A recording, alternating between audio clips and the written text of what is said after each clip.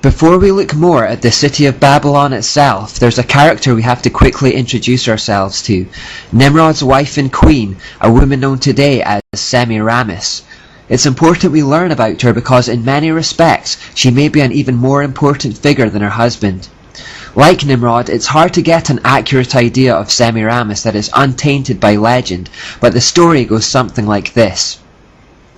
When Noah's Ark settled on dry land again after the flood, the 8 people on board began to spread out and fill the areas of modern-day Iran, Turkey and Syria.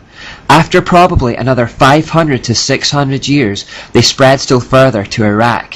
Some reckon this was simply because of increasing populations, and others say it may have had something to do with rivalries between the family lines of Shem, Ham and Japheth, Noah's sons. At any rate, modern archaeology confirms that the people who occupied these areas were of the same race and culture, and the most reliable research indicates that it was from this region that animal husbandry, agriculture, metalwork and citification spread throughout the earth. On this point, science and scripture are agreed. The only difference is the timescales involved. The Bible clearly states that these elements of civilization existed in the pre-flood world, but due to the unbelief of science, they have created a mythical Stone Age several millennia back in time to account for the evidence. It was in Iraq, or Mesopotamia as it was referred to then, that the first major post-flood cities were built. There were 7 major ones in total, and the name Land of 7 Cities was often referred to in ancient mythology.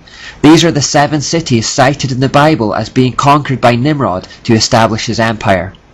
We can gather that he probably came up from Ethiopia with his army via the Gulf on boats around 1,000 years after the flood.